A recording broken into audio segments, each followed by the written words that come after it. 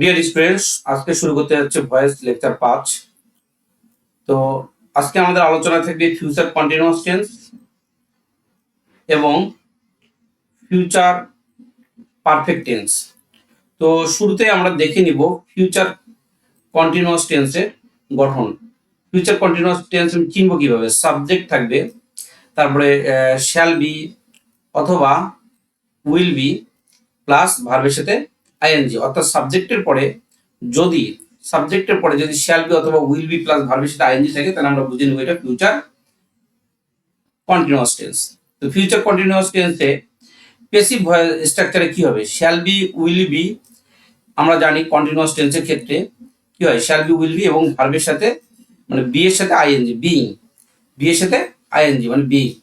তো shall be being, will be being plus ভার্বের 3 number form, plus ভার্বের 3 number form. আমরা একটু দেখি, আগে ফিউচার কন্টিনিউয়াস টেন্সটা দেখি, তারপরে আমরা এটার ভয়েস চেঞ্জ করব।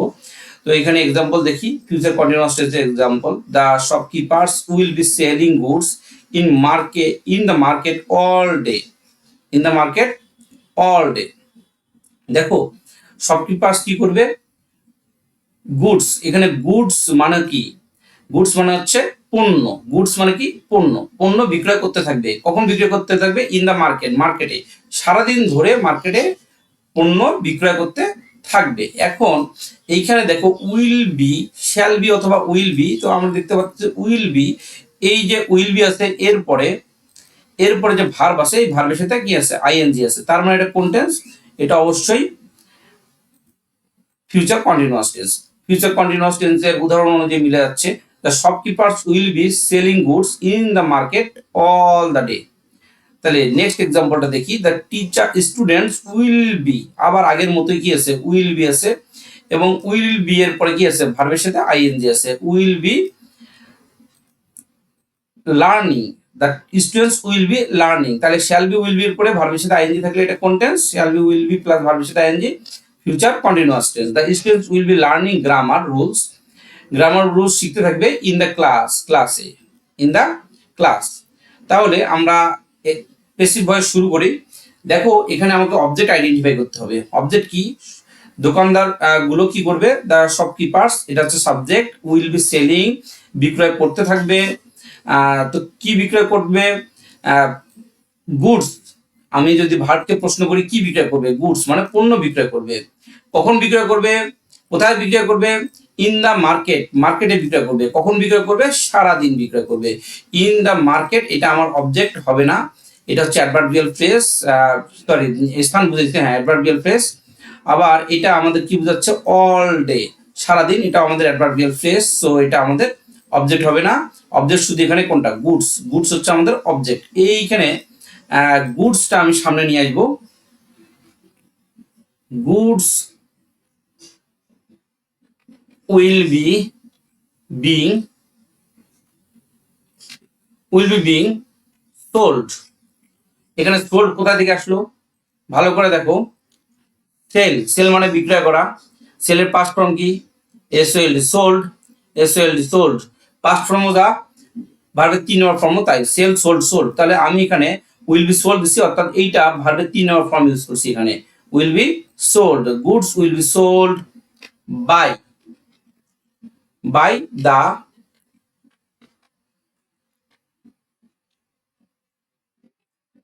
শপকিপার্স। এখন বাক্যের বাকি অংশ কোনটা? এই যে এখান থেকে এটাকে আমরা এক্সটেনশন বলবো। এই এক্সটেনশনটা আমরা এখানে নিয়ে এসে বসাই দিব। এই এক্সটেনশন কোথায় কোথায় দেওয়া যায় আমি আগেও শিখাইছি, বা এর আগেও দেওয়া যায়, আবার অবজেক্টের পরেও দেওয়া যায়। গুডস, এটা আমার অবজেক্ট। এই অবজেক্ট এখানে হয়ে গেছে কি? Subject. Goods will be being, এটা আমাদের প্যাসিভ স্ট্রাকচারের গঠন। শ্যাল বি অথবা উইল বি, আমরা জানি শ্যাল ফার্স্ট পারসন আই আর উই এর ক্ষেত্রে ব্যবহৃত হয়, বাকি সব ক্ষেত্রে উইল হয়, সেই ক্ষেত্রে আমরা উইল ইউজ করছি। উইল বি বিং, এটা প্যাসিভ স্ট্রাকচারের গঠন। তারপরে ভার্বের 3 নম্বর ফর্ম, তারপরে সোল্ড, তারপরে কি আছে? By the shopkeepers, by the shopkeepers. এখানে বাই দা শপকিপার্স কোথা থেকে আসলো? প্রিপোজিশন হিসেবে বাই বসবে। দা শপকিপার্সটা কি? এটা ছিল সাবজেক্ট। দা শপকিপার্স এটা ছিল কি? সাবজেক্ট। এই সাবজেক্ট কি হয়ে গেছে? Object. In the market all day, এটা আমাদের এক্সটেনশন। এটাকে আমি কি করছি? বসাই দিছি। তাহলে আমরা এখানে দেখতে পাচ্ছি যে উইল বি বিং এটা আমাদের কিসের স্ট্রাকচার, এই উইল বি বিংটা ফিউচার কন্টিনিউয়াস টেন্সের। ফিউচার কন্টিনিউয়াস টেন্স আগে চিনতে হবে। ফিউচার কন্টিনিউয়াস টেন্সের অক্সিলারি ভার্ব কি, শ্যাল বি অথবা উইল বি প্লাস ভার্বের সাথে আইএনজি। তাহলে দেখো এখানে শ্যাল বি উইল বি পরে ভার্বের সাথে আইএনজি ছিল ফিউচার কন্টিনিউয়াস টেন্সে, এবং পেসিভ ভয়েসে অবজেক্ট সামনে বসছে, তারপরে অবজেক্ট সামনে বসছে, তারপরে শ্যাল বি অথবা উইল বির পরে ভার্বের 3 নম্বর ফর্ম হচ্ছে, তারপরে প্রিপোজিশন হিসেবে বাই বসছে। দা শপকিপার্স এটা সাবজেক্ট ছিল, এখানে দেখো সাবজেক্ট ছিল, এখন এটা অবজেক্ট হয়ে গেছে, তারপরে বাক্যের বাকি অংশ যেটা আছে সেটাই বসছে। আবার আমরা পরেরটাতে যাব, the students will be learning grammar rules. Grammar rules কি শিখতে থাকবে ইন দ্য ক্লাসে। তাহলে এই যে গ্রামার রুলস এটা হচ্ছে আমাদের অবজেক্ট, আর ইন দ্য ক্লাস কোথায় শিখবে, এটাকে আমরা অ্যাডভার্বিয়াল ফ্রেজ বলতে পারি, এটা হচ্ছে আমাদের ক্লাসরুমে শিখবে। হ্যাঁ, তাহলে এইখানে দেখো গ্রামার রুলস এটা অবজেক্ট ছিল, এটা সাবজেক্ট দিলাম। আগের মতো নিয়মে আমাদের কি দিতে হবে, উইল বি বিং দিতে হবে, কারণ এটা পেসিভ করতে হলে আমাদের এটা স্ট্রাকচার উইল বি বিং। তাহলে আমরা উইল বি বিং দিব এখানে, উইল বি বিং ভার্বের 3 নম্বর ফর্ম। এখানে যেটা আছে লার্ন, LEARN লার্ন, এটার পাস্ট ফর্ম কি LEARNT learnt, LEARNT learnt, will be being learned by, এখানে সাবজেক্ট কোনটা, দ্য স্টুডেন্টস, এই সাবজেক্টটা কি হয়ে যাবে এখন আমাদের অবজেক্ট হয়ে যাবে, দ্য স্টুডেন্টস। তারপরে কি আছে, স্টুডেন্টস, এরপর এক্সটেনশন কোনটা, এই যেটা ইন দা ক্লাস, এটা যেখানে আছে আমরা সেখানে দিয়ে দিতে পারবো, অর্থাৎ অবজেক্টের শেষে দিয়ে দিলাম। এরপরে দেখো next, the authorities will be repairing the Rhodes during the holiday. ভালো করে বুঝো এখানে সাবজেক্ট কোনটা, দ্য অথরিটিজ এটা হচ্ছে আমাদের সাবজেক্ট। এখন উইল বি রিপেয়ারিং, আমরা জানি উইল বি এর পরে ভার্বের সাথে যদি আইএনজি থাকে, যে উইল বি এর পরে ভার্বের সাথে কি আছে আইএনজি আছে, তাহলে এটা ফিউচার কন্টিনিউয়াস টেন্স, এবং এই টেন্সের অবজেক্ট কোনটা, কি রিপেয়ার করবে, দা রোডস, এই রোডস কে রিপেয়ার করবে। ভার্বকে আমি প্রশ্ন করলাম যে রিপেয়ার করবে মানে মেরামত করবে, কি রিপেয়ার মানে মেরামত করা, will be repairing the roads, রোডটি মেরামত করবে। কোথায় মেরামত করবে, এই ডিউরিং কিন্তু প্রিপজিশন, ডিউরিং হচ্ছে কি প্রিপজিশন, কোন সময়ের মধ্যে, কোন সময়ের মধ্যে, হলিডের মধ্যে, অর্থাৎ ছুটির দিনের মধ্যে এটা কি করবে, বা ছুটির দিন চলাকালীন সময়ের মধ্যে এটা রিপেয়ার করবে। তাহলে এই দা হলিডে, ডিউরিং দা হলিডে এটাকে আমরা এক্সটেনশন হিসেবে ধরে নিতে পারি। এখন দেখো এখানে অবজেক্ট কোনটা, দা রোডস, এই অবজেক্টটা এখন এখানে কি হয়ে যাবে, সাবজেক্ট হয়ে যাবে, দা রোডস। তারপরে আমাদের রুলস অনুযায়ী উইল বি বিং প্রিপেয়ার্ড, আর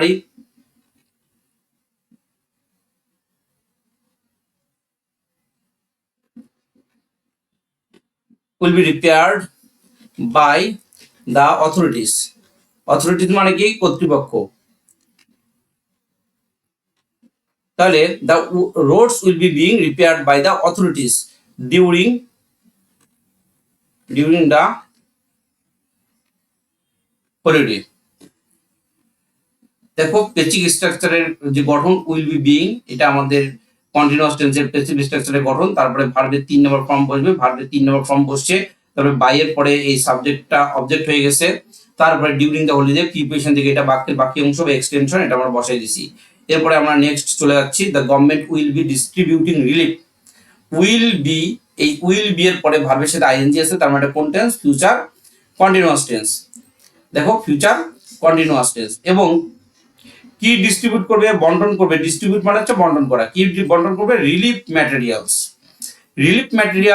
মানে হচ্ছে ত্রাণপণ্য কি করবে, বন্টন করবে। আফটার দ্য ফ্লাড মানে বন্যার পরে, তাহলে এই আফটার কিন্তু প্রিপোজিশন থেকে এটা এক্সটেনশন, এটা আমাদের যেখানে আছে ওখানে বসবে। তাহলে রুলস অনুযায়ী রিলিফ ম্যাটেরিয়ালস এইটা আমাদের অবজেক্ট ছিল, এখন এটা আমাদের হয়ে যাবে সাবজেক্ট। রিলিফ ম্যাটেরিয়ালস আগের নিয়ম অনুযায়ী will be being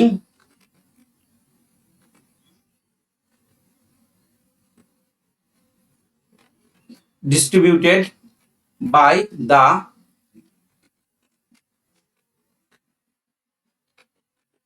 the government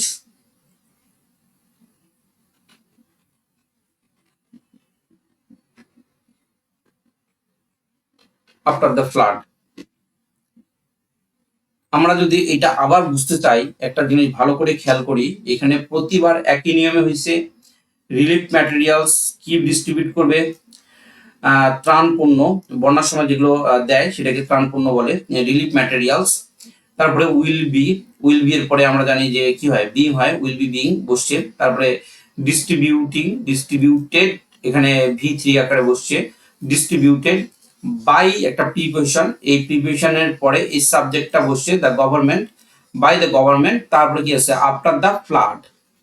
তারপরে next, the teacher will be teaching us, teacher আমাদেরকে কি করবে, শেখাতে থাকবে। কি শেখাতে থাকবে? English, during the class.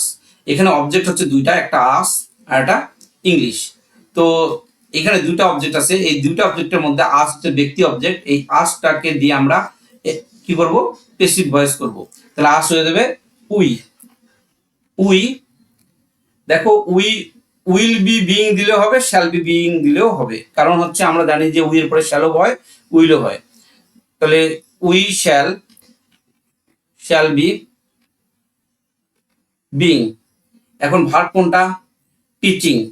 তো টিচিং কোথা থেকে আসছে? ভার্বের বেস ফ্রম টিচ থেকে আসছে, টিচ, টট এবং টিচিং হয়েছে। তাহলে টিচ, টট, এই ভার্বের 3 নম্বর ফর্ম হচ্ছে টট বাই দা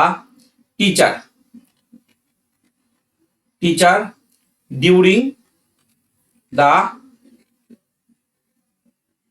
ক্লাস। এই বাক্যের বাক্য হচ্ছে ডিউরিং দ্য ক্লাস, যেখানে আছে ওখানে দিচ্ছি। কিন্তু এই যে আরেকটা অবজেক্ট ছিল, এই অবজেক্টটা আমরা কি করব, এক্সট্রা অবজেক্টটা বাইয়ের আগে দিয়ে দিব। এক্সট্রা অবজেক্টটা কি করব, বাইয়ের আগে দিয়ে দিব।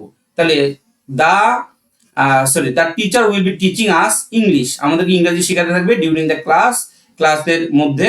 তাহলে দেখো আস হয়ে গেছে উই উইল বি বা শ্যাল বি বিং কেন হয়েছে আমরা জানি, প্যাসিভ ভয়েসে বিং হয়। Being taught English by the teacher. এখন ডিউরিং দ্য ক্লাস যেটা এক্সটেনশন সেটা বসাই দিছি।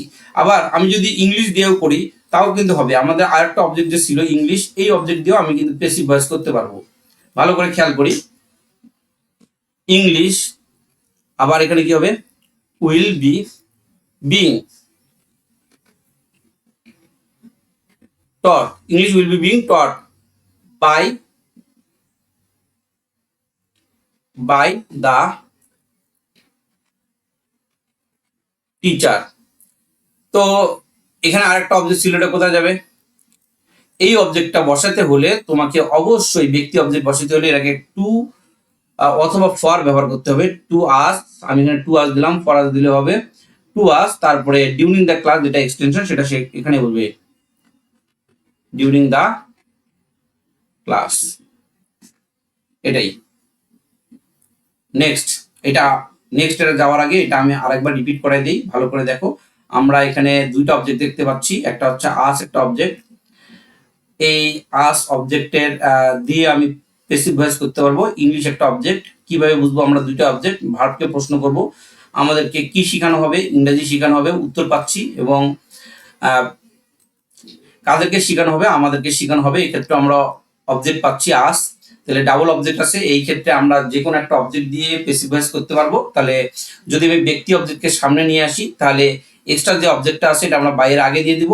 আর যদি আমরা বস্তু অবজেক্টকে সামনে নিয়ে আসি, অর্থাৎ ডিরেক্ট অবজেক্ট, বস্তু অবজেক্ট এটা কিন্তু ডিরেক্ট অবজেক্ট ইংলিশ, আর আসটা হচ্ছে ইনডিরেক্ট অবজেক্ট। তো আমরা যদি ইংলিশকে সামনে নিয়ে আসি তাহলে এই ইনডিরেক্ট যে অবজেক্টটা আছে এর আগে একটা প্রিপোজিশন হিসেবে টু অথবা ফর ব্যবহার করতে হবে। সেটাই আমরা করছি, English will be being taught by the teacher to us during the class. এরপরে আসতেছি আমরা future perfect tense. Future perfect টেন্সের গঠন কি? শ্যাল হ্যাভ অথবা উইল হ্যাভ প্লাস ভার্বের 3 নম্বর ফর্ম। শ্যাল হ্যাভ অথবা উইল হ্যাভ প্লাস ভার্বের 3 নম্বর ফর্ম, এটা হলে আমরা বুঝবো যে ফিউচার পারফেক্ট টেন্স আছে। এবং আমরা জানি প্যাসিভ ভয়েসে যদি আমরা করতে চাই তাহলে হ্যাভ থাকলে কিন্তু বিন হয়, তাহলে শ্যাল হ্যাভ বিন অথবা উইল হ্যাভ বিন, এবং প্যাসিভ ভয়েস মানেই ভার্বের 3 নম্বর ফর্ম ইউজ করতে হয়, ভার্বের 3 নম্বর ফর্ম দিতেই হবে। তাহলে আমরা একটা এক্সাম্পল দেখি। She will have completed the work before evening. সে সন্ধ্যার মধ্যে কি করে থাকবে, কাজটি শেষ করে থাকবে। তাহলে শি উইল হ্যাভ কমপ্লিটেড, আমরা জানি উইল হ্যাভ এর পরে V3 থাকলে, কোন টেন্স হয়, ফিউচার পারফেক্ট টেন্স হয়। তাহলে নেক্সট দেখো, উইল হ্যাভ এর পরে V3 থাকলে কোন টেন্স হয়, ফিউচার পারফেক্ট টেন্স হয়। আবার গঠন দেখো, শ্যাল হ্যাভ অথবা উইল হ্যাভ প্লাস V3 মানে কোন টেন্স হবে, ফিউচার পারফেক্ট টেন্স হবে। আবার দেখো পরেরটা, হি উইল হ্যাভ এর পরে V3 থাকলে কোন টেন্স হয়, ফিউচার পারফেক্ট টেন্স হয়। আবার দেখো পরেরটা, উইল হ্যাভ এর পরে V3 থাকলে কি হয়, ফিউচার পারফেক্ট টেন্স হয়। তার মানে এটা প্রত্যেকটা ফিউচার পারফেক্ট টেন্স। এখন দেখো এখানে আমাদেরকে সাবজেক্ট সি, অবজেক্ট কোনটা, সে কোন কি করে সম্পাদন করে থাকবে, he will have completed the work, সে কাজটি সম্পাদন করে থাকবে বা কাজটি করে থাকবে, সম্পূর্ণ শেষ করে থাকবে কাজটি, বিফোর ইভিনিং সন্ধ্যার মধ্যেই কাজটি শেষ করে থাকবে। তাহলে এখানে কি ভার্বকে যদি আমি প্রশ্ন করি কি দ্বারা, তাহলে অবজেক্ট হিসেবে দা ওয়ার্ক পাবো। তাহলে দা ওয়ার্ক আমার অবজেক্ট ছিল, এটা হয়ে যাবে এখন কি সাবজেক্ট। তাহলে দা ওয়ার্ক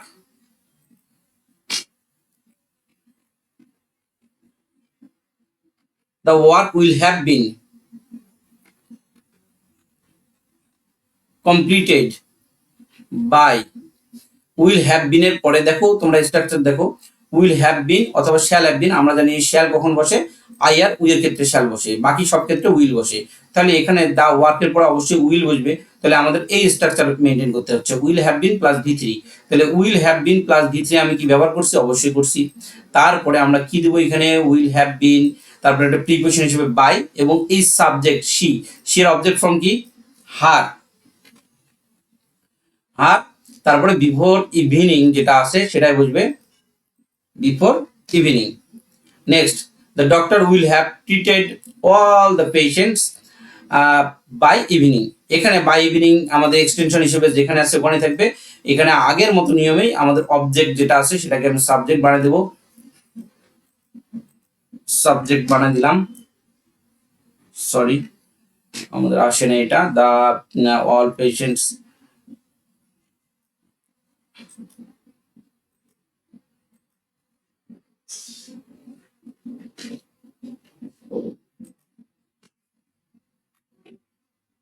অল পেশেন্টস, তাহলে কি হবে এখানে, will have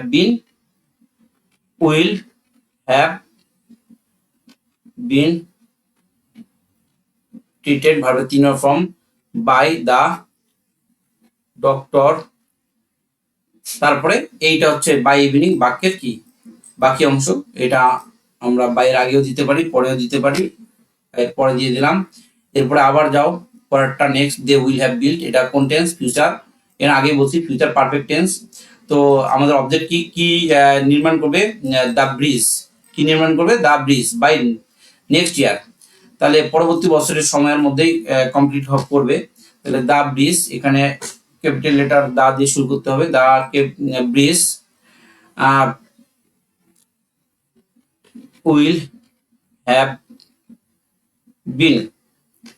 will have been built by him। এবার বাক্যের বাকি অংশ কোনটা, এটা আমাদের আগের মতো নিয়ম, এই বাইয়ের আগে দিলে হবে, আবার অবজেক্টের পরে দিলেও হবে, পরে দিলাম। এবার নেক্সট, এখানে the teacher will have checked, কি দেখবে, will have checked all the exam paper, সকল পরীক্ষার খাতা কি করবে, দেখবে, বাই মানডে মানে সোমবারের মধ্যে সকল পরীক্ষার খাতা দেখবে। তাহলে ভার্বকে প্রশ্ন করো, চেক কি দেখবে, অল দ্য এক্সাম পেপারস। তাহলে এখানে অবজেক্ট কোনটা, এই অল দ্য এক্সাম পেপার যেটা অবজেক্ট, এই অবজেক্টটা এখন কি হয়ে যাবে, আমাদের সাবজেক্ট হয়ে যাবে, অল দ্য এক্সাম পেপারস। তাহলে কি হবে, will have checked, will have been checked by the